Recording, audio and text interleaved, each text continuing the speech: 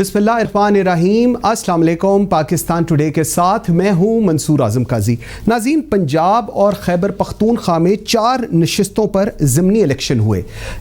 2 सूबाई नशिस्तों पर मुस्लिम लीग नून ने मैदान मारा। नौशहरा में नून लीग ने PTI को अपनी होम ग्राउंड में हरा दिया और NA 45 जो कुरम है उसमें PTI कामयाब हुई है। जो NA 75 सियालकोट का हल्का है, इसमें इलेक्शन हुए और अपेरेंटली लग रहा ये था कि जैसे पाकिस्तान मुस्लिम लीग नून लीड कर रही है, लेकिन उसके बाद रात को जो यहाँ पर अफसरान थे, जो DOs थे, जो RDOs थे, वो सारे ROs वगैरह ये सारे गायब हो गए। जी हाँ, आप बिल्कुल ठीक सुन रहे हैं, ये गायब हो गए और कुछ घंटों के लिए इनका पता नहीं चल रहा था ये कहाँ हैं।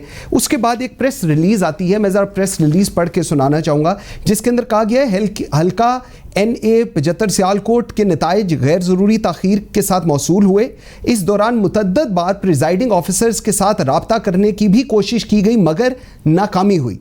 डिस्ट्रिक्ट रेजिडेंट ऑफिसर और डिस्ट्रिक्ट रिटर्निंग ऑफिसर्स और रिटर्निंग ऑफिसर की इतला पर chief election commissioner, inspector general of police Punjab, commissioner, deputy commissioner के साथ रब्ता करने की कोशिश की ताकि मुतल्लिका प्रिजाइडिंग अफसर का पता लगाया जा सके, मगर कोई रिस्पॉन्स ना मिला। चीफ सेक्रेटरी पंजाब ने एक दफ़ा रब्ता रात को तकरीबन 3 बजे मुमकिन हुआ। उन्होंने गुमशुदा अफसरान और पोलिंग बेगर्स को ट्रेस करके रिजल्ट्स फ्राहमी की यकीन दहानी कराई, मगर फिर उन्होंने अपने आप को अनअवेलेबल कर लिया। काफ़ी तगदौ के बाद तकरीबन सुबह 6 बजे प्रिजाइडिंग अफसरान बमा पोलिंग बैग्स हाजिर हुए।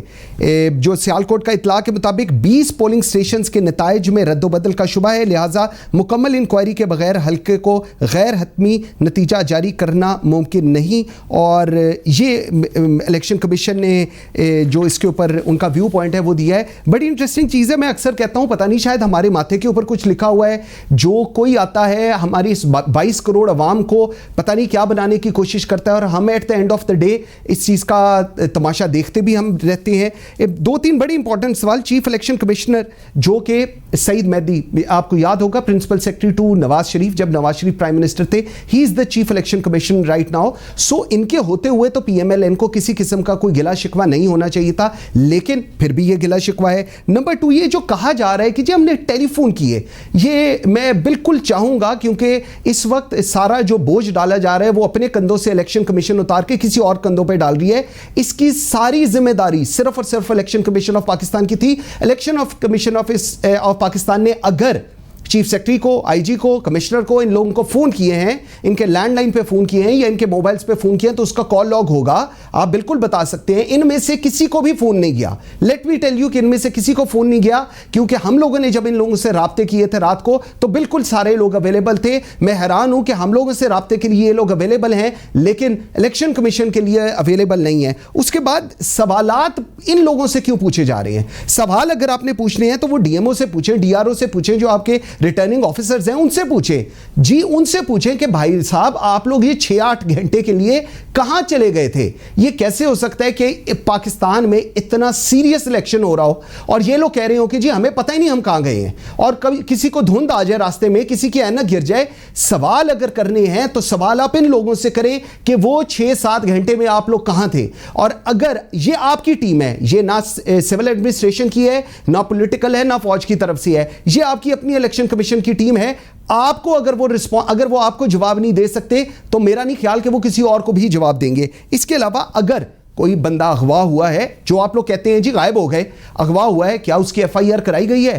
क्या उसके खिलाफ कोई एप्लीकेशन दी गई है? Answer is no. अगर आप कहते हैं कि लास्टली ये जो हमारे रिटर्निंग ऑफिसर्स थे, इनको अथॉरिटी दी हुई थी मजिस्ट्रेट्स की, सो क्या इन्होंने अपनी पावर्स का इस्तेमाल किया? कोई अरेस्ट, कोई प्रोसिक्यूट किया? The answer is no. So आज इस चीज को आप पहले समझ लें कि ये सारी जिम्मेदारी इलेक्शन कमीशन ऑफ पाकिस्तान की है। वो अपना काम ठीक नहीं कर सके, बंदे उनके गायब हुए जिनकी एज ऑफ टुडे इस वक्त 8:10 हो गए हैं, ना कोई एप्लीकेशन दी गई है, ना कोई FIR कटाई गई है। So stop blaming other. आप लोग अब कहते हैं जी बंदे गायब हो गए, फिर आप लोग किसी और मखलूक की बातें करते हैं। अपनी जिम्मेदारी लें, और अगर आप इस चीज का जवाब एक दफा कौम को दे देंगे तो मेरे ख्याल में काफी चीजें सेटल डाउन हो जाएंगी। आज प्रोग्राम में हम इस पर बात करेंगे और मुझे इस पर बात करने के लिए ज्वाइन किया है डॉक्टर निसार जी रुकन कौमी असेंबली हैं, पाकिस्तान मुस्लिम लीग नून को रिप्रेजेंट कर रहे हैं, और नदीम कुरैशी साहब पार्लिमानी सेक्रेटरी हैं, पाकिस्तान तहरीक इंसाफ को रिप्रेजेंट कर रहे हैं। नाज़रीन, इन दोनों से बात करते हैं छोटी सी ब्रेक के बाद, मेरे साथ रहिएगा।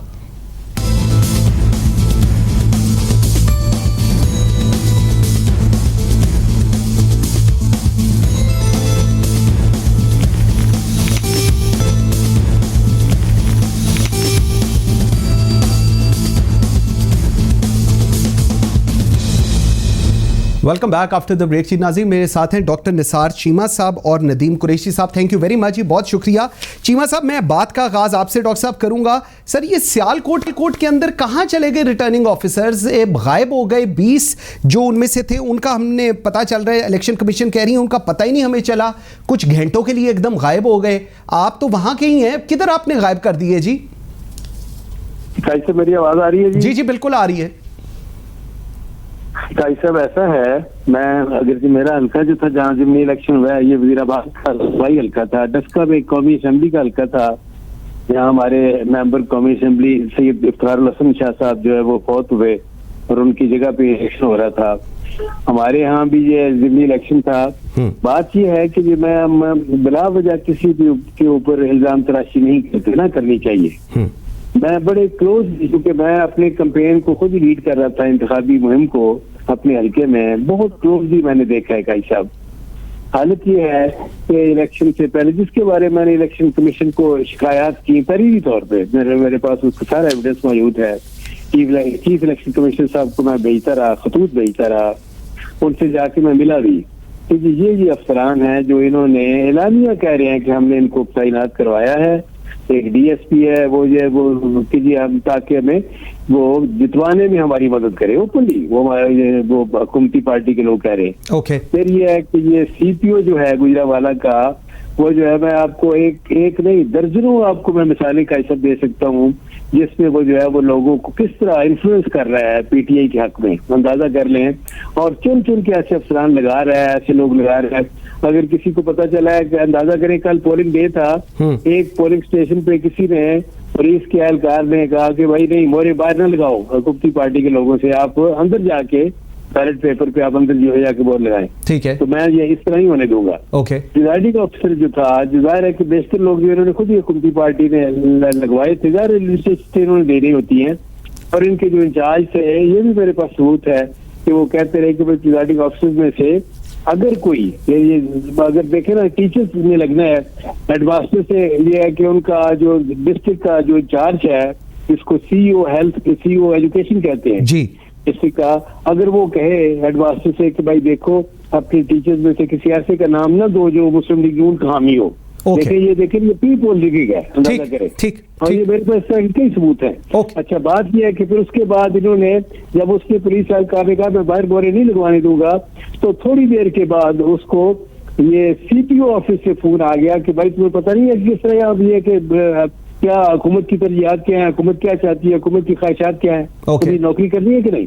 अंदाजा कर लें, यानी सीपीओ और डीएसपी वजीराबाद ओपनली पार्टी बने हुए हैं, जिनके बारे में मैंने चीफ इलेक्शन कमिश्नर को 5 मिसालें देके कहा कि ये इनकी हरकतें हैं। ओके, मुझे डॉक्टर साहब जरा कुरैशी साहब की तरफ जाने दीजिएगा। कुरैशी साहब, जितना मुझे थोड़ा सा पुलिस का पता है, सेंट्रल सीपीओ गुजरांवाला जो है सरफराज फल्की, ये तो गुजरांवाला, ये तो मेरे ख्याल में काफी महीने पहले लगा था। लेकिन जो डॉक्टर निसार चीमा साहब बता रहे हैं, क्या ऐसा तरीकेकार था? क्योंकि अगर ये था तो फिर तो वोट बिल्कुल नहीं घूमने चाहिए, क्योंकि फिर तो ये जो रिटर्निंग ऑफिसर्स थे, अगर पुलिस आप लोगों के साथ थी या सिविल एडमिनिस्ट्रेशन आप लोगों के साथ थी, तो फिर ये वोटों के घूमने वाला तो सवाल ही पैदा नहीं होता जी।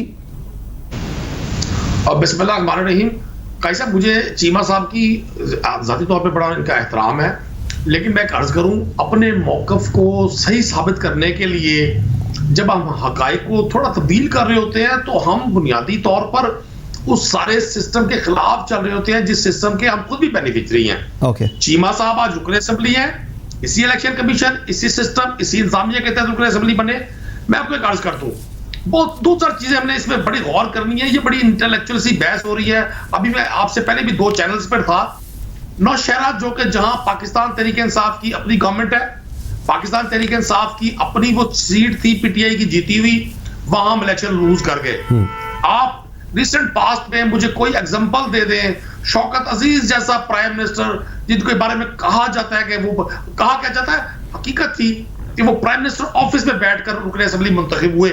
मैं समझता हूं ये पाकिस्तान की तारीख में पहला मौका है कि सिटिंग गवर्नमेंट 2 जगह से 3 जगह से बाई इलेक्शन हार गई।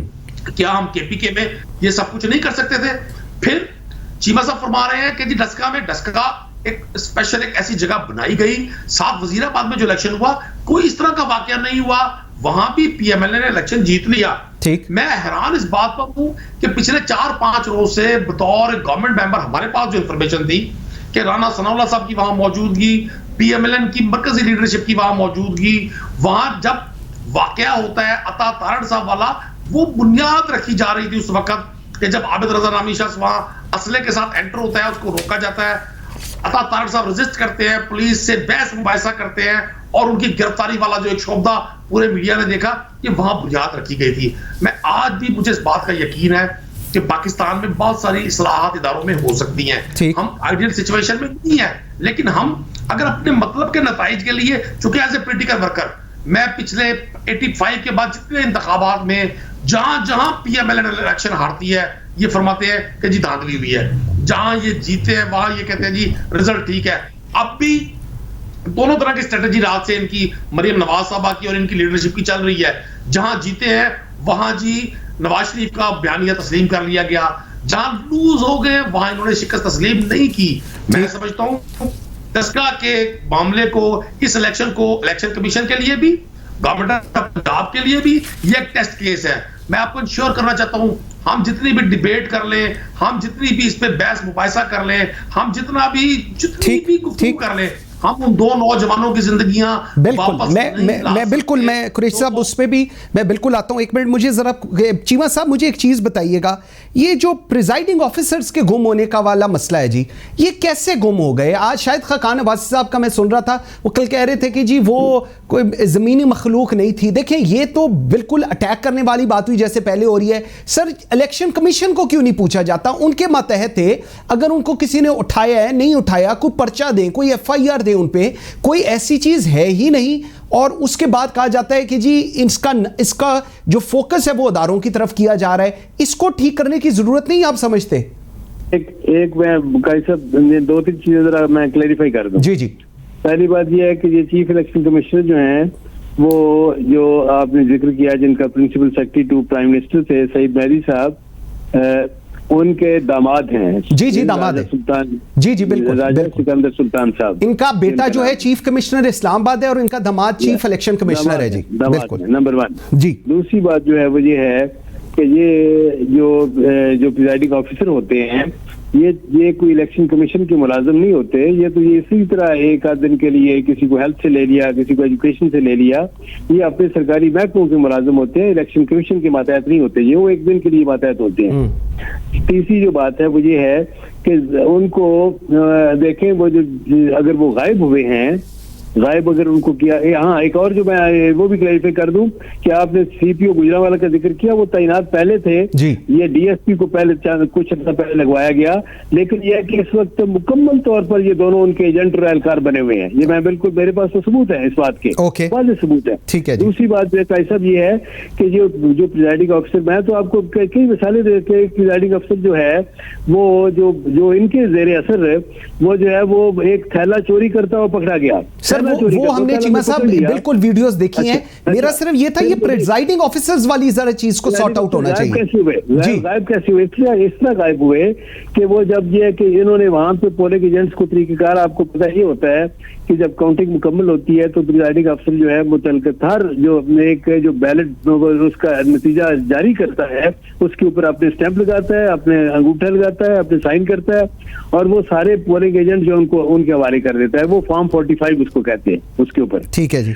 उसके बाद जो ओरिजिनल है वो लेके, उसकी कॉपी लेके तो रिटर्निंग अफसर के पास जाता है along with the ballot papers. वो जो थैला जो है बैग होता है उसमें बैलेट पेपर सारे वो होते हैं। ठीक है जी। अच्छा, अब ये है कि वो रास्ते में ये है कि वो उसके बाद वो रास्ते में 20 के करीब प्रिजाइडिंग अफसर जो है वो गायब हो गए। वो जो गायब किस तरह हुए कि वो एक पूरी प्लानिंग के तहत, प्रोग्राम के तहत उनको ये है कि अगवा किया गया। किसने किया? लेके जाया गया। सुन लेना डॉक्टर साहब, किसने किया अगवा? हुकूमती पार्टी ने किया, क्योंकि सुन लेना वजह क्या हुई, उनको अगवा करके या ये कि जो अपनी मर्जी से गए, जो प्लानिंग के तहत गए, जो जिस जगह पे लेके गए, उसके बाद उनसे जो रिजल्ट थे उसमें टेम्परिंग करवाई गई। जो पोलिंग एजेंट्स के पास रिजल्ट है वो और है फॉर्म 45 पे के ऊपर, जब वो रिटर्निंग अफसर के पास सुबह जाके पेश कर रहे हैं तो वो और है। ये बात है काई साहब कि जो पोलिंग एजेंट्स को उन्होंने फॉर्म 45 दिया है वो उसमें रिजल्ट बस नहीं है कि उसमें पीटीआई का फर्ज करें, पीटीआई के वोट जो है वो 610। सर मुझे आगे समझ आपकी पॉइंट की, जाके रिटर्निंग अफसर को दे रहे हैं उसमें 610 की बजाय वो जो 2610 लिखा हुआ है। ओके चीमा साहब, यस बात यह कि इस तरह यह कि ये प्लानिंग के तहत 20 के करीब एक देखे ना, एक प्रिजाइडिंग अफसर जो है 1-2 हज़ार का फर्क डाल देता है। 20 अगर ये कि अगवा होते हैं या गायब होते हैं या उनकी टेम्परिंग होती है तो जाके जब पेश करते हैं तो कहां से कहां फर्क पहुंच जाता है। आपका पॉइंट आ गया जी, आपका पॉइंट आ गया। अच्छा कुरैशी साहब, एक तो बताएं, आप लोगों के ऊपर अब बिल्कुल इल्जाम लग गया कि आप लोगों ने अगवा किया है, आप लोगों ने अगवा किया, उसके बाद टर्नओवर की हम लोग देख रहे थे। ओवरऑल ये जो बाई इलेक्शंस थे इसमें टर्नओवर 30 to 32% रहा है जी, लेकिन ये इन पोलिंग स्टेशन का जो टर्नओवर है वो 88% पर चला गया है। सर ये कैसे हो गया फिर? देखिए कैसा मैं आपको कर्ज करूं, चीमा साहब ने मेरी और आपने भी उस बात को बिल्कुल नजरअंदाज कर दिया कि नौशहरा जहां केपीके की गवर्नमेंट थी, मैंने बिल्कुल आई एंडोर्स दैट जी, आई एंडोर्स दैट। और सुनेगा जी, वजीराबाद के सूबाई हल्के के नताइज, वहां तो ऐसा कुछ नहीं इशू हुआ।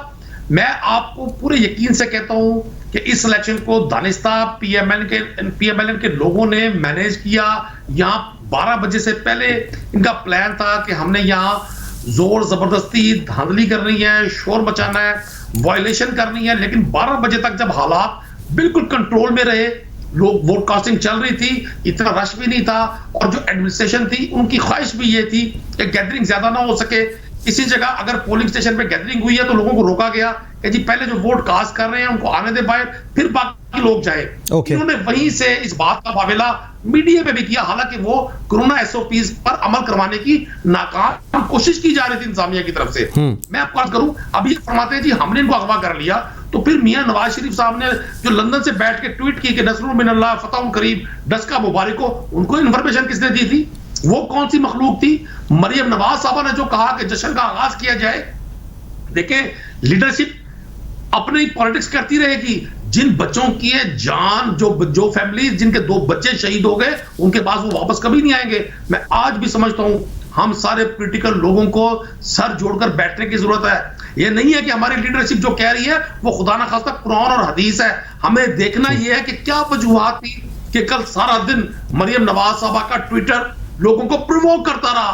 क्या वजह थी कि वहां हसन इकबाल, शाहिद खान अब्बासी, राना सनाउल्लाह जैसे लोग वहां मौजूद रहे? क्या ऐसी वजह थी कि जब इलेक्शन का इनको नजर आ रहा था कि जी हमारा गढ़ है? अब किसी पीएमएलएन के साथी से पूछे, वो फरमाएगा जी हमारा गढ़ है, हमने जीत जाना है। जब इनको इतना यकीन था बुनियादी तौर पर, इनको अंदाजा हो गया था कुछ पहले कि हमारा वो बयानिया कि वोट को इज्जत दो, लंदन बैठकर वोट को इज्जत दो, पाकिस्तान की अवाम ने मुस्तरद कर दिया। पीटीएम की मकबूलियत को जो धचका लगा, इनको अंदाजा था कि हम ये सीट लूज कर जाएंगे, तो इन्होंने सारा प्लान ये किया।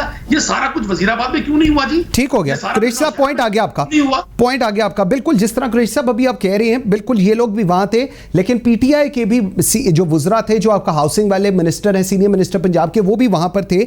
और उसके अलावा मैं लेट मी टेल यू कि मतलब इवन कोई 7:30 पौने 8 बजे आपके 1-2 फेडरल मिनिस्टर ने इस चीज़ को बिल्कुल अल्हम्दुलिल्लाह कर दिया कि जी हम लोग ये इलेक्शन जीत गए। एक छोटी सी ब्रेक लेते हैं, जिस वक्त हम ब्रेक से वापस आते हैं। तो ये जो नदीम कुरैशी साहब कह रहे हैं कि जी पीएमएल ने ये इलेक्शन मैनेज किए हैं, ये भी एक बहुत सवालिया निशान है, किस तरह मैनेज किए हैं? क्या फिर coming back to square one election commission की तरफ से ये मैनेज हुए हैं? और अगर इलेक्शन कमीशन की तरफ से मैनेज हुए हैं तो उनकी जो प्रेस रिलीज है वो फिर कहां स्टैंड करती है? इस पर बात करेंगे, मेरे साथ रहिएगा।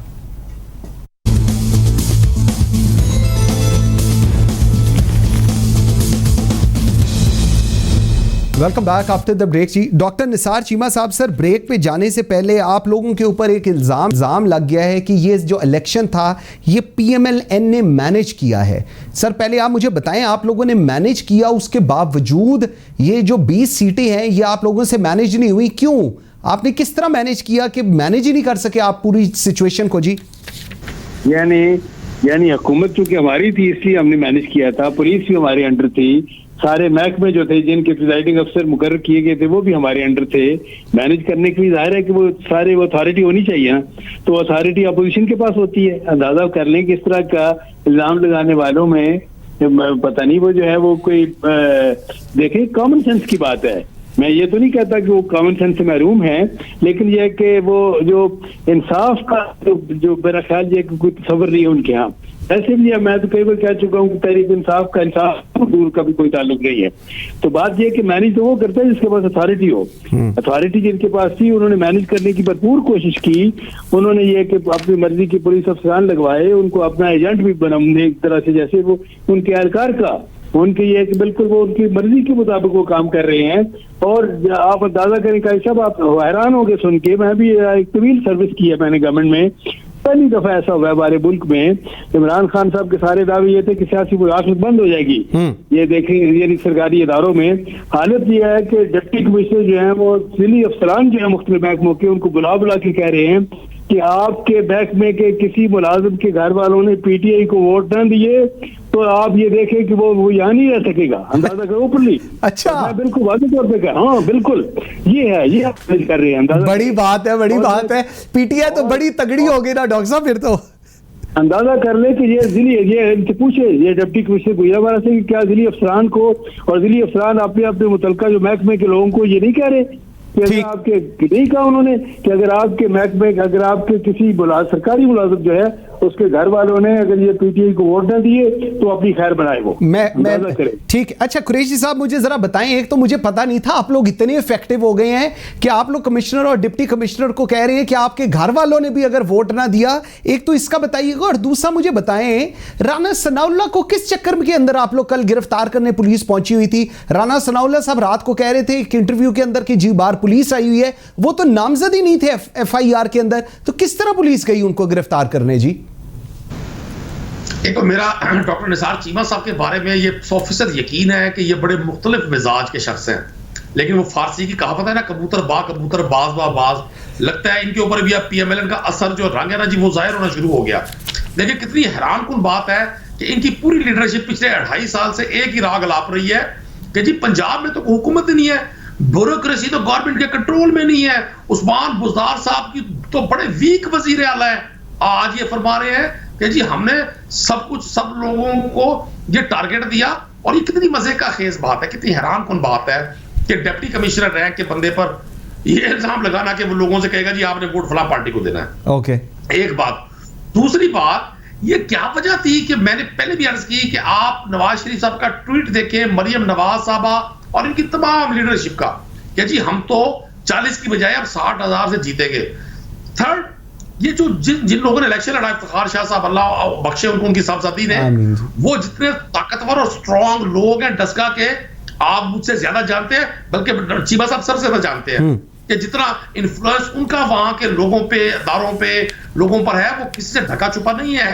क्योंकि सरकारी लोग जाहिर है वो सब लोगों के क्या एहतराम करते हैं, वो कानून के मुताबिक काम करते हैं, लेकिन वो इज्जत रिस्पेक्ट सबको देते हैं। तो ये इल्जाम के सिवा कुछ भी नहीं है। ओके, अब आप देखिए 4 रोज से इन्होंने एक प्लान किया हुआ था। और मैं आज भी मैं समझता हूं, मैं पॉलिटिकल वर्कर हूं, मैंने चीजों को ऑब्जर्व किया अपनी नजर में। मुमकिन है इससे कोई से इख्तिलाफ करे। अता तारड़ साहब ने जब एक फ्लेयर अप किया कि जी मुझे गिरफ्तार किया गया। कुरैशी साहब जरा राना सनाउल्लाह साहब पर आए। मैं राना, मेरे पास टाइम थोड़ा है, मुझे जरा राना सनाउल्लाह साहब का बताएं प्लीज। वही अर्ज कर रहा हूं। राना सनाउल्लाह साहब ने कल एक माहौल क्रिएट किया कि जी मैं इस वक्त एक नेशनल चैनल के साथ इंटरव्यू पे हूं और मेरे घर के बाहर पुलिस खड़ी हुई है। कतन ऐसा नहीं था। मैं खुद भी उस वक्त एक मारूफ नेशनल चैनल के शो पे था 11 से 12 तक, लास्ट आवर 92 का। तो वहां ये जब खबर आई तो मुझसे उन्होंने कहा तस्दीक करें। मैंने कहा मैं तस्दीक नहीं कर सकता, चूंकि राना सनाउल्लाह किसी FIR में ना नामजद थे। सिर्फ इन्होंने एक हाइप क्रिएट की। यही वो माइंड सेट है जो अपनी लीडरशिप को भी डिट्रैक कर रहा है, अवाम को भी गुमराह कर रहा है। भाई आपको क्यों गिरफ्तार किया जाएगा? जिस केस में आप गिरफ्तार हुए थे उसमें आपकी अजानें पूरा मुल्क सुन रहा था, आपकी भांगे पूरा मुल्क सुन रहा था, आपकी आओ पुकार पूरा मुल्क सुन रहा था। हर शख्स के सामने आप मजलूम बने। ठीक है। कल आपने बताओ दिया, आपने जाके 2 बच्चों के कत्ल में भरपूर रोल प्ले किया। इंतखाबात के लिए लोगों की जानों से खेलना। ठीक, वेरी हामिद शेर अली और चौधरी शेर अली ने बिल्कुल फैसलाबाद में आज से 3-4 साल पहले कैंपेन की थी, बिल्कुल ठीक की थी। हम इसको इन्वेस्टिगेट कर रहे हैं कि क्या वजह थी, कौन लोग कुरैशी साहब ठीक है, ओके ओके। अच्छा डॉक्टर निसार चीमा साहब, सर मैं जरा क्लोजिंग की तरफ आ रहा हूं सर। कल जुल्म बड़ा हुआ सर, कल 2 बच्चे वहां पर शहीद हो गए, 7 को जख्मी हो गए, जीशान और माजिद। और आज जब माजिद का जनाजा उठाया जा रहा था और जिस तरह हो रहा था, तो क़यामत सुगरा का मंजर था वहां पर। सर कौन जिम्मेदारी लेगा इसकी? आप लोग पाकिस्तान मुस्लिम लीग नून और पीटीआई, आप लोग दोनों बैठे हुए प्रोग्राम में। सर कोई इनके बच्चे वापस नहीं ला के दे सकता, इतना जुल्म। क्या इस तरह हमने जमहूरियत को आगे चलते देखना है जी? साहब इस वाक़े की जितनी मरम्मत की जाए कम है, इसको जितने दुख का गम का इजहार किया जाए कम है। ये 2 इंसान थे जो कत्ल हुए, इंतहाई कीमती जाने, और जिनके घर वालों के ऊपर एक बीती है उनसे कुछ पूछे। और वाकई ये है कि उसमें कोई शक नहीं कि जो चाहे कोई करता रहे, लेकिन ये है कि उनके वो जो प्यारे लोग वापस नहीं आ सकते। जो लोग इसमें मुलव्वस है उनको ये इबरतनाक सजा मिलनी चाहिए, उनको निशान इबरत बना देना चाहिए। मैं कहता हूँ जिन्होंने भी ये जुल्म किया है, और ये बिल्कुल ये है कि इसकी बिल्कुल एक आजादाना मुनसिफाना एक जुडिशल इंक्वायरी होनी चाहिए। जो भी मुजरिम साबित हो उनको ये एक इबरतनाक सजा मिलनी चाहिए। बिल्कुल ठीक है, बिल्कुल ठीक है। कुरैशी साहब आप मुझे बताइएगा, जुडिशल इंक्वायरी का चीमा साहब कह रहे हैं, लेकिन जो एफआईआर दर्ज हुई है, जो मैंने देखी है, आपके पास भी आई होगी, उसके अंदर नामजद हुआ है कि ये जो लोग थे ये पीएमएलएन के थे और दूसरे वाले जो शहीद हुए हैं वो पीटीआई के थे। सो एफआईआर जो दर्ज की गई है वो इस तर्ज पर है। डू यू एग्री कि एक जुडिशल इंक्वायरी अनबायस्ड होनी चाहिए, ताकि एटलीस्ट लोगों को पता तो चल जाए कि फायरिंग किसने की? क्योंकि एक एलिगेशन है बड़ा सीरियस किस्म का हुकूमत और ऑपोजिशन का एक दूसरे के ऊपर। जी गाजी साहब, इंसानों की जान पर कोई कंप्रोमाइज नहीं होना चाहिए। कोई भी शख्स अगर ये जुल्म करेगा वो शायद दुनिया की अदालत से बच जाए, वो अल्लाह की अदालत से नहीं बच सकेगा। बेशक मैं ये समझता हूँ कि एफआईआर बुनियादी तौर पर मुद्दइयों का हक होता है, जिनका बच्चा इस पे शहीद हुआ है, जिनके बच्चे शहीद हुए हैं, उनका राइट बनता है कि वो एफआईआर में जो मजमून चाहे, जिसको नामजद करना चाहे वो नामजद कर सकते हैं। ये उनका बेसिक राइट है। सेकंड ये है कि शायद आप और मैं वहां लोगों से वाकिफ बिल्कुल नहीं होंगे, चीमा साहब या वहां के मकामी डस्का के लोग वाकिफ हैं। जिस शख्स का नाम बतौर कातिल, अभी मैं इसलिए नहीं कह सकता कि मामला ज़ेर तफ्तीश है, लेकिन जिसका जुबान ज़द-ए-आम है, ये पॉसिबल नहीं है कि किसी शख्स का बेटा भाई अलिफ कत्ल करे और वो बे के ऊपर पर्चा दर्ज करवा दे। ऐसा नहीं होता। लोग कभी अपने कातिल पर कंप्रोमाइज नहीं करते। ये चीजें सामने आ जाएंगी। और मैं आज भी समझता हूं, जहां मैंने मैनेज करने का लफ्ज इस्तेमाल किया था, वो किस सेंस में किया था कि लोगों को अंदाजा था, पीएमएलएन और पीडीएम की लीडरशिप को अंदाजा था कि ये इलेक्शन टेस्ट केस बनने जा रहा है। डस्का में हमारी जीत पीडीएम का बयानिया जैसे ठीक हो गया किया, हमें पंजाब में भी बड़ी लिफ्ट आएगी। बिल्कुल ठीक है। यहाँ हंगामा रहा इसलिए कुरैशी साहब पॉइंट आ गया जी आपका, बिल्कुल पॉइंट आ गया। ठीक, नदीम कुरैशी साहब thank you very much. Doctor Nisar Cheema साहब thank you very much. At the end of the program हम माजिद और जीशान को वापस नहीं ला सकते, लेकिन मैं ये ज़रूर कहना चाहूँगा कि ये जमहूरियत नहीं है।